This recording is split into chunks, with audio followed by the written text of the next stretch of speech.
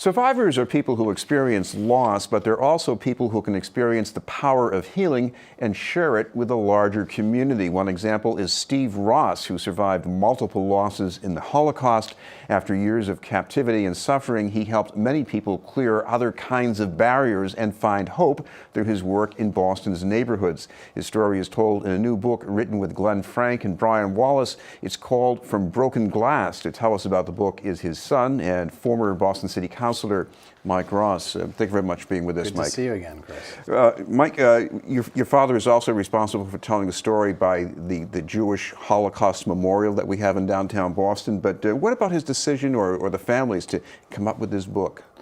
You know, I think it's more of a question of when even than if, right? Or I think he always thought he had a book in him. He had been working on it for years and years with a group of friends. Glenn and Brian came on the team. But even before that, there was a guy that he worked with, this guy named John Horgan, who he worked closely with. And they put together a memoir of sorts. And it's been years, you know. I think the drive had something to do with that. My father's getting older. He had a stroke a few years ago. We wanted to see something come out. And there's also a timeliness now. Now you have, I think it's 67% of millennials don't know what Auschwitz is. There's a rise of anti-Semitism throughout this country in the hundreds of percent. There's the incidents that occurred last year where on 2 occasions the Holocaust Memorial for the first time ever was shattered by someone throwing a rock at it, with the rise of other neo-Nazi and anti-Semitic incidents occurring in this country and being fanned by the far right. All these things, I think, conspired to get this book finally done. And I'm so glad it did, because the end result really seems to be resonating. I imagine you grew up with the story, but in the process of putting this book together, were there things that were new that you learned? Yeah, I mean, you know, I went back to Poland to try to do some research of my own. I'm working on kind of my own little mini side project. And for a while, I was using the manuscript as a guidepost to figure out how to certain things I didn't know. And I continue to learn things even just as recently as finally reading this book through. There are things, you know, when my father was younger, there were things when my father was in the camps, things about his family, just, you know, a lot of little details that help fill in the arc of his story. And, you know, some are really hard and some are humorous and sweet. You know, the story kind of has a lot of, it's a hard story to read. There are some really difficult parts. You and I were talking earlier about that. But there's some relief that comes in the form of going back and forth for the reader to the present and the past. And the present is the work he did in the city of Boston, working with at-risk youth and inspiring them by telling them his story. Well, if you're talking about a larger event in which millions of people are killed, it's almost trivial to talk about trauma. But what I read into this book, you know, I was actually sort of surprised about the day-to-day brutality and what that does to your mind. Tell me about that. You mean on my father's In end? your father's part, yes. Yeah, I mean, you know, it changes you. I saw it with my uncle, who was the only other survivor of my family. He was horribly changed. He was never fully present in his own body. You know, he was always damaged by what happened, as was my father. My father, I think, was younger. He was 8 years old when he was first incarcerated.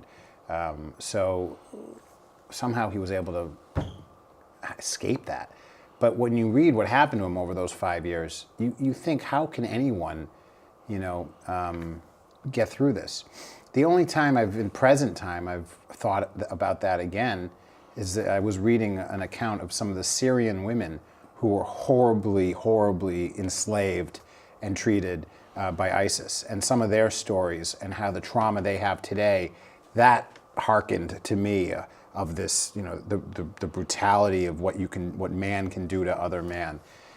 But I think that the Holocaust is unprecedented in the scale, in the size, in the machinations that the Nazis went through to murder, to enslave, to kill other humans. Well, one of the strange and most interesting things in the book is that your father survives all these atrocities. At the end, the camp is liberated, and he's being treated in a hospital, I think. Yeah. And then he's just so horribly depressed. He just gets up and walks. He doesn't care where he goes. I mean, this guy he's hitting bottom, even though he's been liberated. And then he meets some guy in a tank. Yeah, this tank soldier. It turned his life around. I mean, this is what's amazing. This guy goes through hell for 5 years. He has 1 3-minute connection with another person, and it changes his entire life. I mean, this should inspire anyone to say, do something good for someone who needs it. It turned his entire life around. A tank commander jumped off of his tank, approached my dad, gave him his rations, hugged him, and gave him a little flag that we still have.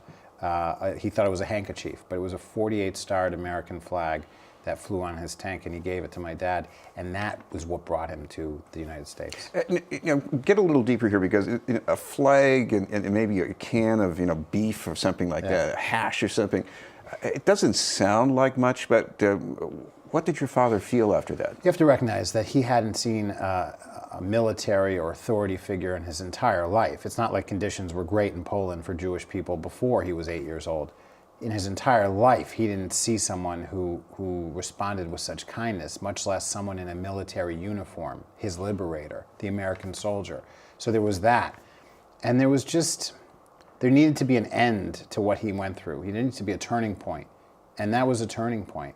And this guy, we found out, later on who this guy was. And I guess spoiler alert.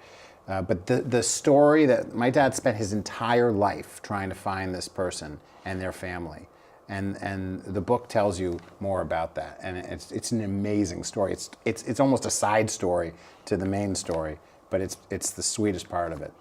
This is BNN News, and we're talking with Mike Ross about the story from his father from Broken Glass.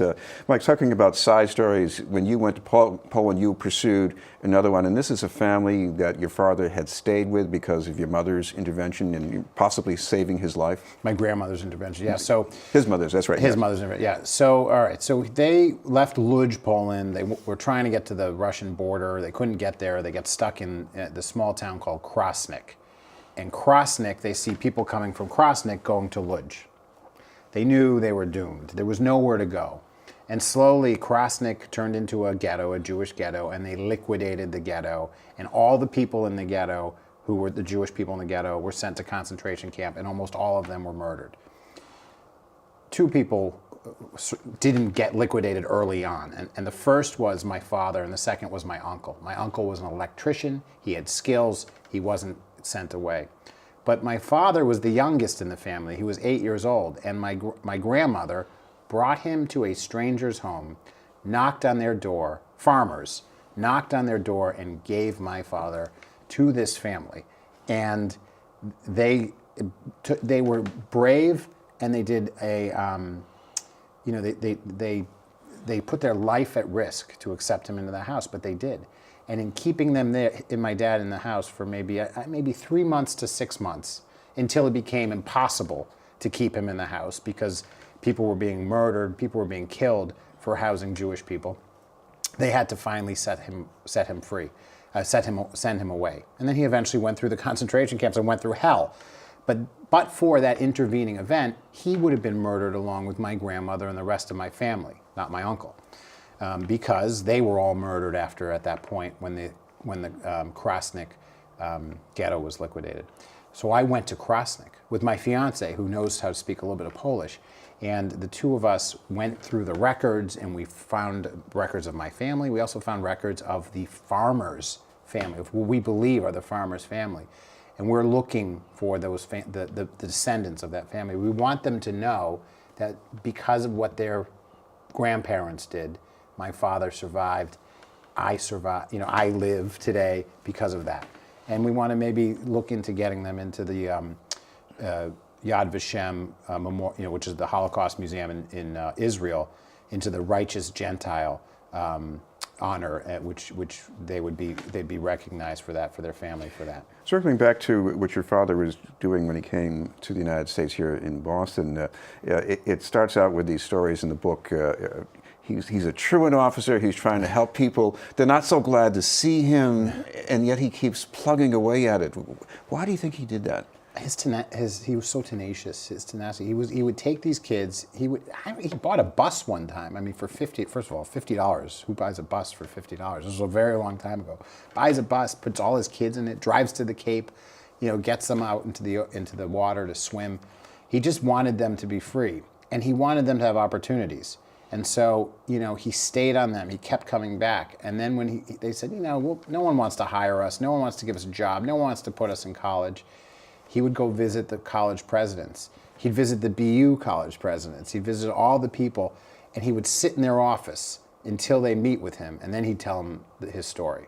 And, his story is just, read the book. And they would just say, okay, what do we need to do here?